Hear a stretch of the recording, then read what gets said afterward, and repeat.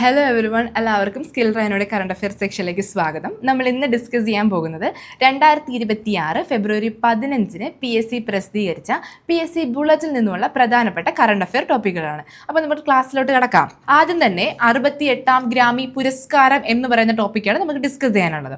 ആദ്യത്തെ ചോദ്യം, 68ാം ഗ്രാമി പുരസ്കാരങ്ങളിൽ മികച്ച audio book narration, story telling, recording വിഭാഗത്തിൽ ആരാണ് പുരസ്കാരം നേടിയത്? ആരാണ് ദലൈലാമ? ഒന്നുകൂടെ വായിച്ചു തരാം. 68ാം ഗ്രാമി പുരസ്കാരങ്ങളിൽ മികച്ച audio book narration, story telling, recording വിഭാഗത്തിൽ ആരാണ് പുരസ്കാരം നേടിയത്? ദലൈലാമ. ഏത് ബുക്കിനാണ് ദലൈലാമയ്ക്ക് പുരസ്കാരം ലഭിച്ചത്? Meditation reflection of his holiness the Dalai Lama. ഏതാണ്? Meditation reflection of his holiness the Dalai Lama. ഏതാടാ? Meditation reflection of his holiness the Dalai Lama.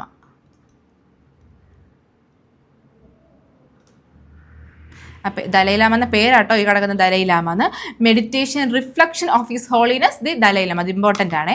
അപ്പോൾ 68ാം ഗ്രാമി പുരസ്കാരങ്ങളിൽ മികച്ച audio book narration, story telling, recording വിഭാഗത്തിൽ ആരാണ് പുരസ്കാരം നേടിയത്? ദലൈലാമ. എടാ, ആരായി ദലൈലാമ എന്ന് പറഞ്ഞാൽ ടിബറ്റിന്റെ ആത്മീയ നേതാവാണ് ദലൈലാമ. പുള്ളിക്കാരന് ഈ പുരസ്കാരം ലഭിച്ചതുകൊണ്ട് ഒരു രാജ്യം എതിർപ്പ് പ്രകടിപ്പിക്കുന്നുണ്ട്. ഏത് രാജ്യമാണ്? ചൈനയാണ്. അപ്പം നിങ്ങളൊന്ന് ചിന്തിച്ചു നോക്കൂ. അപ്പുറത്ത് കിടക്കുന്ന ചൈന, ഇപ്പുറത്ത് ടിബറ്റിലുള്ള ദലൈലാമയ്ക്ക് പുരസ്കാരം ലഭിച്ചത് എന്തിനായിരിക്കും എതിർപ്പ് പ്രകടിപ്പിക്കുന്നത്? എന്താ കാരണം എന്ന് വെച്ചാൽ, ചൈന പറയുന്നത് ടിബറ്റ് ചൈനയുടെ രാജ്യം എന്നാണ്. പക്ഷെ ദലൈലാമ എന്താ ആവശ്യപ്പെടുന്നത്? ടിബറ്റിന് സ്വയം ഭരണം വേണമെന്നാണ്. ഇപ്പോൾ 68ാം ഗ്രാമി പുരസ്കാരം ദലൈലാമയ്ക്ക് ലഭിച്ചപ്പോൾ, അതൊരു അന്താരാഷ്ട്ര പുരസ്കാരം ദലൈലാമയ്ക്ക് ലഭിച്ചപ്പോൾ ചൈന എന്താ വിചാരിക്കുന്നത്? എല്ലാ ലോകരാഷ്ട്രങ്ങളും ആരെ സപ്പോർട്ട് ചെയ്യുന്നുണ്ടെന്ന്? ദലൈലാമയെ സപ്പോർട്ട് ചെയ്യുന്നുണ്ടത്. അപ്പോൾ അതുകൊണ്ടാണ് എന്ത് ചെയ്യുന്നത്? ചൈന ഈ പുള്ളിക്കാരൻ, അത് ദലൈലാമയ്ക്ക് അവാർഡ് കിട്ടിയപ്പോൾ അതിന് എതിർപ്പ് പ്രകടിപ്പിക്കുന്നത്. ഓക്കെ, അപ്പോൾ 68ാം ഗ്രാമി പുരസ്കാരങ്ങളിൽ മികച്ച audio book narration, story telling, recording വിഭാഗത്തിൽ ആരാണ് പുരസ്കാരം നേടിയത്? ദലൈലാമ. ഏത് ഓഡിയോ ബുക്കാണ്? Meditation reflection of his holiness the Dalai Lama. Okay, അടുത്ത ചോദ്യം, സ്റ്റീഫൻ സ്പിൽബർഗ് നിർമ്മിച്ച ഏത് ഡോക്യുമെന്ററിക്കാണ് 68ാം ഗ്രാമി പുരസ്കാരം ലഭിച്ചത്? Music by John Williams. ഏതാണ്? Music by John Williams. ഇത് ഏത് വിഭാഗമാണ്? മികച്ച മ്യൂസിക് ഫിലിം വിഭാഗത്തിലാണ് മ്യൂസിക് ബൈ ജോൺ വില്യംസ് എന്ന് പറയുന്ന ഡോക്യുമെന്ററിക്ക് എന്ത് ലഭിച്ചത്? 68ാം ഗ്രാമി പുരസ്കാരം ലഭിച്ചത്. നമ്മുടെ അമേരിക്കയിലുള്ള ഏറ്റവും ഫേമസ് ആയിട്ടുള്ള ഡയറക്ടറാണ് ആര്? സ്റ്റീഫൻ എന്ന് പറഞ്ഞു കഴിഞ്ഞാൽ. പുള്ളിക്കാരന് നിരവധി തവണ എന്ത് ലഭിച്ചിട്ടുണ്ട്? ഓസ്കാർ ലഭിച്ചിട്ടുണ്ട്. പുള്ളിക്കാരൻ്റെ 79ാമത്തെ വയസ്സിലാണ് ഇപ്പം 68ാം ഗ്രാമി പുരസ്കാരം ആർക്ക് ലഭിക്കുന്നത്? സ്റ്റീഫൻ സ്പിൽബർഗിന് ലഭിക്കുന്നത്. അപ്പോൾ എന്താണ്? സ്റ്റീഫൻ സ്പിൽബർഗ് നിർമ്മിച്ച ഏത് ഡോക്യുമെന്ററിക്കാണ് 68ാം ഗ്രാമി പുരസ്കാരം ലഭിക്കുന്നത്? Music by John Williams. അടുത്ത്, ആൽബം ഓഫ് ദി ഇയർ പുരസ്കാരം ലഭിച്ചത് ഏത് ആൽബത്തിനാണ്? Debi Tirar Mas Fotos. എന്താണ്? Debi Tirar Mas Fotos. എടാ, ഇതിൻ്റെ മീനിങ് എന്താ? ഈ ഡെബി തിരാർ മാസ് ഫോട്ടോസിൻ്റെ എനിക്ക് കൂടുതൽ ഫോട്ടോകൾ എടുക്കാമായിരുന്നു എന്നാണ് ഡെബി തിരാർ മാസ് ഫോട്ടോസിൻ്റെ മീനിങ്. എന്താണ്? എനിക്ക് കൂടുതൽ ഫോട്ടോകൾ എടുക്കാമായിരുന്നു. ഇത് ആരുടെ ആൽബമാണ്? ഇത് ബാഡ് ബണ്ണിയുടെ ആൽബമാണ്. ആരാണ്? Bad bunny. പുള്ളിക്കാരനെ പ്രൊഫഷണലി ബാഡ് ബണ്ണി എന്നാണ് അറിയപ്പെടുന്നത്. ശരിക്കുമുള്ള പുള്ളിക്കാരൻ്റെ പേര് ബെനീറ്റോ ആന്റോണിയോ. എന്താണ്?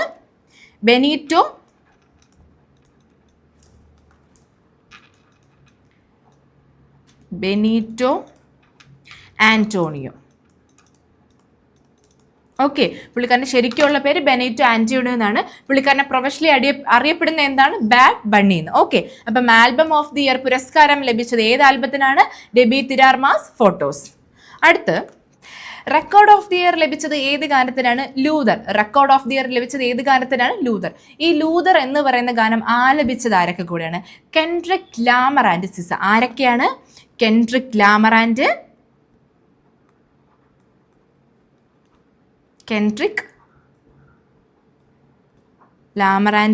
സിസ. ആരൊക്കെയാണ്? Kendrick Lamar and SZA. ഇവർ രണ്ടുപേരും കൂടെയാണ് ലൂതർ എന്ന് പറയുന്ന ഗാനം എന്ത് ചെയ്തട ആലപിച്ചത്. ഇത് ഏത് ആൽബത്തിലുള്ള ഗാനമാണ്? GNX. ഏതാണ്? GNX. GNX. ഇത് ഇച്ചിരി ഇമ്പോർട്ടൻ്റ് ആണ്. നമ്മുടെ മികച്ച റാപ്പ് ആൽബത്തിനുള്ള അവാർഡ് ലഭിച്ചത് ഏതിനാണ്? GNX ആണ്. ഇനി GNXന്റെ ഡയറക്ടർ ആരാണ്? ലാമർ ആണ്. GNXന്റെ ഡയറക്ടർ ആരാണ്? ലാമർ ആണ്. അപ്പോൾ GNX എന്ന് പറയുന്ന ആൽബത്തിൽ നിന്നും എടുത്തിട്ടുള്ള പാട്ടിനാണ് എന്ത് ലഭിച്ചത്? Record of the year award ലഭിച്ചത്. അതേപോലെ GNXന് എന്ത് ലഭിച്ചിട്ടുണ്ട്? മികച്ച റാപ്പ് ആൽബമായിട്ടും എന്തിനെ തിരഞ്ഞെടുത്തിട്ടുണ്ട്? GNXനെ തിരഞ്ഞെടുത്തിട്ടുണ്ട്. ഓക്കെ, അടുത്ത ചോദ്യം, സോങ് ഓഫ് ദി ഇയർ ലഭിച്ചത് ഏത് ഗാനത്തിനാണ്? അങ്ങനെയാണെങ്കിൽ വൈൽഡ് ഫ്ലവർ. ഏതാണ് സോങ് ഓഫ് ദി ഇയർ ലഭിച്ചത്? ഏത് ഗാനത്തിനാണ്? വൈൽഡ് ഫ്ലവർ എന്ന് പറയുന്ന ഗാനത്തിനാണ്. ഇനി ഇത് ആരാണ് ആലപിച്ചത്, അല്ലെങ്കിൽ ഇതിൻ്റെ രചയിതാവാരാണ്? ബില്ലി ആൻഡ് ഫീനിയസ് ആണ്. ആരൊക്കെയാണ്? ബില്ലിയും ഫീനിയസും ആണ് ഈ പറയുന്ന വൈൽഡ് ഫ്ലവർ എന്ന് പറയുന്ന ഗാനത്തിൻ്റെ രചയിതാവ്. ആരാണടാ? Billie and Finneas. ഇനി ഇത് ഏത് ആൽബത്തിൽ നിന്നാണ് എടുത്തിട്ടുള്ളത്? Hit me hard and soft എന്ന് പറയുന്ന ആൽബത്തിൽ നിന്നാണ് ഈ പറയുന്ന വൈൽഡ് ഫ്ലവർ എന്ന് പറയുന്ന ഗാനം നമ്മൾ എടുത്തിട്ടുള്ളത്. അപ്പോൾ നമ്മൾ 2 എണ്ണം പഠിച്ചു. റെക്കോർഡ് ഓഫ് ദി ഇയർ ലഭിച്ചത് ഏത് ഗാനത്തിനാണ്? അത് ലൂതറിനാണ്. സോങ് ഓഫ് ദി ഇയർ ലഭിച്ചത് ഏത് ഗാനത്തിനാണ്? വൈൽഡ് ഫ്ലവർ ആണ്. ഓക്കെ, മാറിപ്പോരുതേ. അടുത്ത്, മികച്ച സോളോ പെർഫോമൻസിന് അവാർഡ് ലഭിച്ചത് ആർക്കാണ്? ലോല യങ്ങിനാണ്. മികച്ച സോളോ പെർഫോമൻസിന് അവാർഡ് ലഭിച്ചത് ആർക്കാണ്? ലോല യങ്ങിനാണ്. ഏത് ഗാനത്തിനാണ് ലോല യങ്ങിന് അവാർഡ് ലഭിച്ചത്? മെസ്സി എന്ന് പറയുന്ന ഗാനത്തിനാണ് ലോല യങ്ങിന് എന്ത് ലഭിച്ചത്? മികച്ച സോളോ പെർഫോമൻസിന് അവാർഡ് ലഭിച്ചത്. ഏത് ഗാനമാണ്? മെസ്സി എന്ന് പറയുന്ന ഗാനത്തിന്. ഓക്കെ, ഏതാണ്? മെസ്സി. അടുത്ത്, മികച്ച ന്യൂ ആർട്ടിസ്റ്റ് ആരാണ്? ഒലീവിയ ഡീൻ ആണ് മികച്ച ന്യൂ ആർട്ടിസ്റ്റ് ആയിട്ട് തിരഞ്ഞെടുക്കപ്പെട്ടത്. മികച്ച ന്യൂ ആർട്ടിസ്റ്റ് ആരാണ്? ഒലീവിയ ഡീൻ ആണ്. ഇനി മികച്ച റാപ്പ് ആൽബം ഏതാണ്? GNX ആണ്. നമ്മൾ നേരത്തെ പഠിച്ചിട്ടുണ്ടായിരുന്നു. ഇനി GNXന്റെ ഡയറക്ടറാണ് കെൻഡ്രിക് ലാമർ ആണ് GNXന്റെ ഡയറക്ടർ എന്ന് പറയുന്നത്. ഇനി മികച്ച വോക്കൽ ആൽബം ഏതാണ്? മേഹാം. മികച്ച വോക്കൽ ആൽബം ഏതാണ്? മേഹാം. അപ്പോൾ നമ്മൾ എന്താ പഠിച്ചത്? 68ാം ഗ്രാമി പുരസ്കാരങ്ങളാണ് പഠിച്ചത്. നമ്മൾ ദലൈലാമയെ കുറിച്ച് പഠിച്ചു, സ്റ്റീഫനെ കുറിച്ച് പഠിച്ചു, പിന്നെ നമ്മൾ 2 ഗാനങ്ങളെ കുറിച്ച് പഠിച്ചു. അത് ആരൊക്കെയാണ് ഡയറക്റ്റ് ചെയ്തിട്ടുള്ളതെന്നും അത് ഏത് ആൽബത്തിൽ നിന്നാണ് എടുത്തിട്ടുള്ളതെന്ന് എന്ത് ചെയ്തിട്ടുണ്ട്? പഠിച്ചിട്ടുണ്ട്. ഇതൊക്കെ ഇമ്പോർട്ടൻ്റ് ആണ്, വിട്ടുകളയരുത്, നന്നായിട്ട് പ്രിപ്പയർ ചെയ്യുക. അടുത്ത്, ഇടുക്കിയിലെ മീശപ്പുലിമലയിൽ നിന്നും ഗവേഷകർ കണ്ടെത്തിയ പുതിയ സ്പീഷീസ് സസ്യങ്ങളേവ? ലിറ്റ്സിയ മീശപ്പുലിമലയാനേം, ലിറ്റ്സിയ ഇടുക്കിയാനേം. എന്താണ്? ഇടുക്കിയിലെ മീശപ്പുലിമലയിൽ നിന്നും ഗവേഷകർ കണ്ടെത്തിയ പുതിയ സ്പീഷീസ് സസ്യങ്ങളേവ? ലിറ്റ്സിയ മീശപ്പുലിമലയാനേം, ലിറ്റ്സിയ ഇടുക്കിയാനേമാണ്. എടാ, ഇവ ഏത് ഫാമിലിയിൽപ്പെട്ടവരാണ്? ലോറേസിയ എന്ന ഫാമിലിയിൽപ്പെട്ടവയാണ്. ആരൊക്കെ? ലിറ്റ്സിയ മീശപ്പുലിമലയാനേം, ലിറ്റ്സിയ ഇടുക്കിയാന എന്ന് പറയുന്ന സസ്യങ്ങൾ. എന്താണ്? ഏത് ഫാമിലിയാണ്? ലോറേസി ഫാമിലിയിൽപ്പെട്ടവയാണ് ആര്? ഈ ഇപ്പം പുതിയ 2 സസ്യങ്ങൾ. ഇനി നമ്മളെ മീശപ്പുലിമലയെ കുറിച്ച് പറഞ്ഞുകൊണ്ട് പറയാം.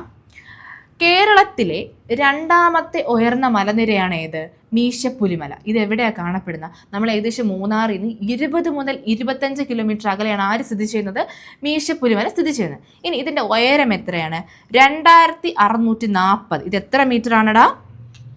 2640 മീറ്റർ ഉയരമാണ് ആർക്കുള്ളത്? മീശപ്പുലിമലയ്ക്കുള്ളത്. ഒരു കാര്യം കൊണ്ട് ചോദിച്ചിട്ട്, 2ാമത്തെ മീശപ്പുലിമല ആണെങ്കിൽ 1ാമത്തത് ഏതാണ്? ആനമുടി. 1ാമത്തത് ഏതാണ്? ആനമുടി. ഈ ആനമുടി എവിടെയാണ് സ്ഥിതി ചെയ്യുന്നത്?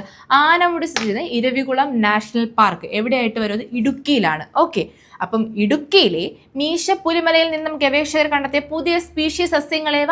ലിറ്റ്സിയ മീശപ്പുലിയാനേം, ലിറ്റ്സിയ ഇടുക്കിയാനേം. ഓക്കെ, അടുത്ത്, 2026 കോമൺവെൽത്ത് ഗെയിംസിന്റെ വേദി ഏതാണ്? സ്കോട്ട്ലാൻഡ് ആണ്. 2026 കോമൺവെൽത്ത് ഗെയിംസിന്റെ വേദി ഏതാണ്? സ്കോട്ട്ലാൻഡ് ആണ്. അങ്ങനെയാണെങ്കിൽ 2030 എവിടെയാണ്? അത് അഹമ്മദാബാദ് ആണ്. 2026 സ്കോട്ട്ലാൻഡ് ആണെങ്കിൽ 2030 എവിടെയാണ്? 2030 എവിടെയാണ്? അഹമ്മദാബാദ്. എവിടെയാണ്? അഹമ്മദാബാദ്. ഓക്കെ, 2030 എവിടെയാണ്? അഹമ്മദാബാദ്. അടുത്ത്, ഏജന്റുമാരുടെ സാമൂഹിക മാധ്യമം ഏതാണ്? Mould book. ഏജന്റുമാരുടെ സാമൂഹ്യ മാധ്യമം ഏതാണ്? Mould book. അടുത്ത്, ശാസ്ത്രലോകം അടുത്തിടെ കണ്ടെത്തിയ പുതിയ വാൽ നക്ഷത്രം ഏതാണ്? C2026A1. ശാസ്ത്രലോകം അടുത്തിടെ കണ്ടെത്തിയ പുതിയ വാൽ നക്ഷത്രം ഏതാണ്? C2026A1.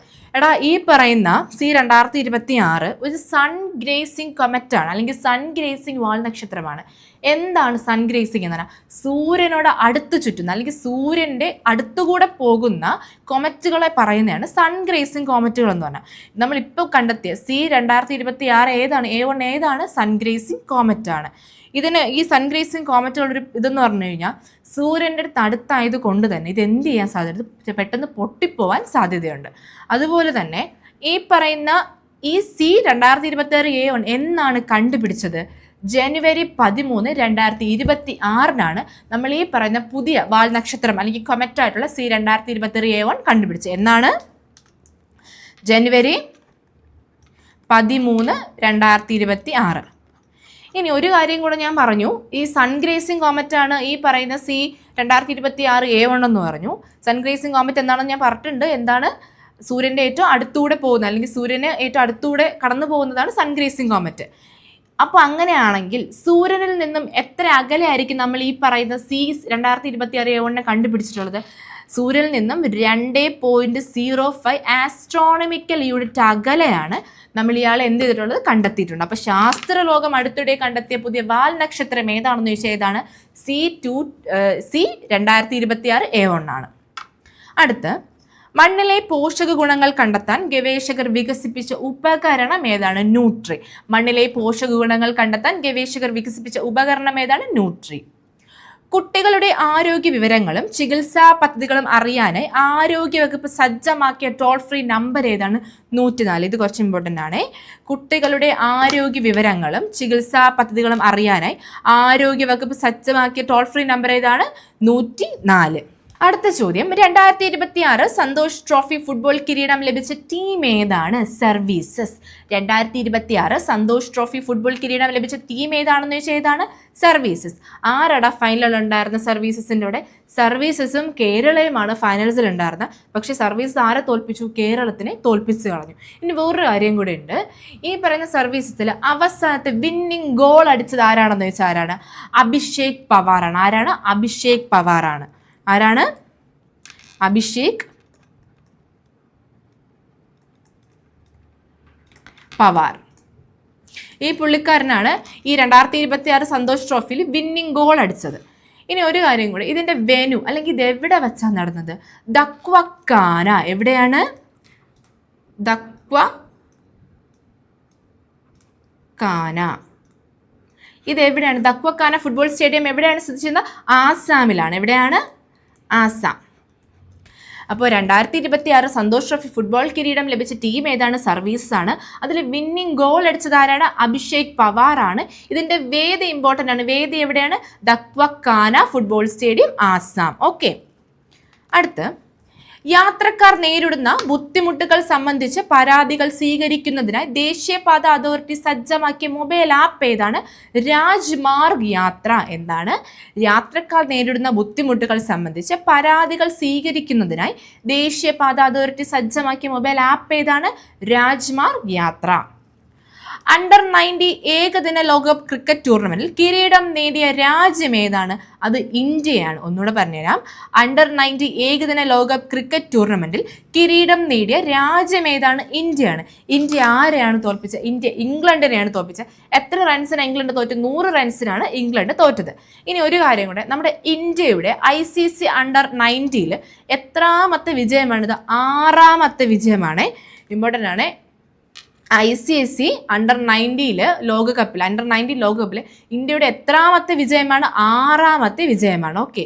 ഇനി നമ്മൾ ഇതിൻ്റെ 2026 സന്തോഷ് ട്രോഫി ഫുട്ബോളിൻ്റെ പേര് നമ്മൾ പഠിച്ചു. അവിടെ ദക്വക്കാന എന്ന് പഠിച്ചു. അങ്ങനെയാണെന്നുണ്ടെങ്കിൽ നമ്മുടെ അണ്ടർ 90 ഏകദിന ലോകകപ്പ് ക്രിക്കറ്റ് ടൂർണമെൻറ്റിൻ്റെ വേദി എവിടെയായിരുന്നു ഇതിൻ്റെ വേദി? ഇതിൻ്റെ വേദി ഹരാരെ. എന്തോന്ന്? ഹരാരെ. ഇതിന്റെ വേദി എവിടെയാണ്? ഹരാരെയാണ്. ഓക്കെ. അപ്പോൾ അണ്ടർ 90 ഏകദിന ലോകകപ്പ് ക്രിക്കറ്റ് ടൂർണമെന്റിൽ കിരീടം നേടിയ രാജ്യം ഏതാണ്? ഇന്ത്യയാണ്. അടുത്ത്, 2026 ഫെബ്രുവരിയിൽ മണിപ്പൂർ മുഖ്യമന്ത്രിയായി സത്യപ്രതിജ്ഞ ചെയ്തതാരാണ്? ഖേംചന്ദ് സിംഗ് ആണ്. 2026 ഫെബ്രുവരിയിൽ മണിപ്പൂർ മുഖ്യമന്ത്രിയായി സത്യപ്രതിജ്ഞ ചെയ്ത ആരാണ്? ഖേംചന്ദ് സിംഗ് ആണ്. അങ്ങനെയാണെങ്കിൽ ഇത് ഇവിടുത്തെ ഗവർണർ ആരാണെന്നൂടെ അറിഞ്ഞിരിക്കും. ഇവിടുത്തെ ഗവർണർ ആരാണ്? അജിത് കുമാർ ഫല്ല. ആരാണ്? അജിത് കുമാർ ഫല്ല. ഇവിടുത്തെ മണിപ്പൂരിലെ ഗവർണറാണ് അജിത് കുമാർ ഫല്ല. അപ്പോൾ 2026 ഫെബ്രുവരിയിൽ മണിപ്പൂർ മുഖ്യമന്ത്രിയായി സത്യപ്രതിജ്ഞ ചെയ്തത് ഖേംചന്ദ് സിംഗ് ആണെങ്കിൽ ഗവർണർ ആരാണ്? അജിത് കുമാർ ഫല്ല. മണിപ്പൂരിന്റെ ഗവർണറാണേ. അടുത്ത് ലോക ക്യാൻസർ ദിനം എന്നാണ്? ഫെബ്രുവരി 4. ലോക ക്യാൻസർ ദിനം എന്നാണ്? ഫെബ്രുവരി 4. ഈ ലോക ക്യാൻസർ ദിനത്തിലെ 2026 പ്രമേയം എന്താണ്? United by unique. എന്താണ്? United by unique. ഇതാണ് 2026 ലോക ക്യാൻസർ ദിനത്തിന്റെ പ്രമേയം. എന്നാണ് ലോക ക്യാൻസർ ദിനം? ഫെബ്രുവരി 4 ലോക ക്യാൻസർ ദിനം. അടുത്ത ചോദ്യം, ISROയുടെ PSLV വിക്ഷേപണ ദൗത്യങ്ങളുടെ തുടർച്ചയായ പരാജയത്തെ തുടർന്ന് 2026 ഫെബ്രുവരിയിൽ ദൗത്യങ്ങളുടെ പരാജയം അന്വേഷിക്കാൻ കേരളത്തിലെത്തിയ ദേശീയ സുരക്ഷാ ഉപദേഷ്ടാവ് ആരാണ്? അജിത് ഡോവൽ. ആരാണ്? അജിത് ഡോവൽ. ഒന്നുകൂടെ വായിച്ചു തരാം. ISROയുടെ PSLV വിക്ഷേപണ ദൗത്യങ്ങളുടെ തുടർച്ചയായ പരാജയത്തെ തുടർന്ന് 2026 ഫെബ്രുവരിയിൽ ദൗത്യങ്ങളിലെ പരാജയം അന്വേഷിക്കാൻ കേരളത്തിൽ എത്തിയ ദേശീയ ഉപദേഷ്ടാവ് ആരാണ്? അജിത് ഡോവലാണ്. ഓക്കെ, അപ്പോൾ ഇത്രയുള്ളൂടെ നമ്മൾ ഇന്നത്തെ ക്ലാസ്. നമ്മൾ ഇന്ന് ഡിസ്കസ് ചെയ്തത് 2026 ഫെബ്രുവരി 15 PSC പ്രസിദ്ധീകരിച്ച PSC ബുള്ളറ്റിൻ്റെ ടോപ്പിക്കുകളാണ്. അതേപോലെ ഫെബ്രുവരി 1 PSC പ്രസിദ്ധീകരിച്ചിട്ടുള്ള PSC ബുള്ളറ്റിൻ്റെ ക്ലാസ്സുകൾ അല്ലെങ്കിൽ അതിൻ്റെ മെയിൻ ടോപ്പിക്കുകൾ നമ്മുടെ ചാനലിൽ നമ്മൾ പാർട്ട് 1 പാർട്ട് 2 ആയിട്ട് എന്ത് ചെയ്തിട്ടുണ്ട്? ക്ലാസ് എടുത്തിട്ടുണ്ട്. കാണാത്തവരാണെങ്കിൽ എന്ത് ചെയ്യുക? അതുകൂടെ കണ്ട് പഠിക്കുക. അതിൻ്റെ നോട്ടും അതിൻ്റെ ക്വസ്റ്റ്യൻസും നമ്മുടെ സ്കിൽ റൈനോയുടെ ആപ്പിൽ അവൈലബിൾ ആണ്. നിങ്ങൾ എന്ത് ചെയ്യുക? ആപ്പ് ഡൗൺലോഡ് ചെയ്യാത്തവരാണെങ്കിൽ ഡൗൺലോഡ് ചെയ്ത് അതിൻ്റെ ക്വസ്റ്റ്യൻസ് എന്ത് ചെയ്യുക? ചെയ്ത് പഠിക്കുക. ഓക്കെ, ചാനൽ സബ്സ്ക്രൈബ് ചെയ്യാത്ത നമ്മൾ ഈ സ്കിൽ റൈനോയുടെ ചാനൽ സബ്സ്ക്രൈബ് ചെയ്യാത്തവർ എന്ത് ചെയ്യുക? ചാനലിലൂടെ സബ്സ്ക്രൈബ് ചെയ്യുക. അങ്ങനെയാണെങ്കിൽ മാത്രമേ പുതിയ കറണ്ട് അഫെയറിൻ്റെ ക്ലാസ് വരുമ്പോൾ നിങ്ങൾക്ക് എന്ത് ചെയ്യാൻ പറ്റുള്ളൂ? അറിയാനായിട്ട് കഴിയത്തുള്ളൂ. അപ്പോൾ എല്ലാവർക്കും നന്ദി, നമസ്കാരം.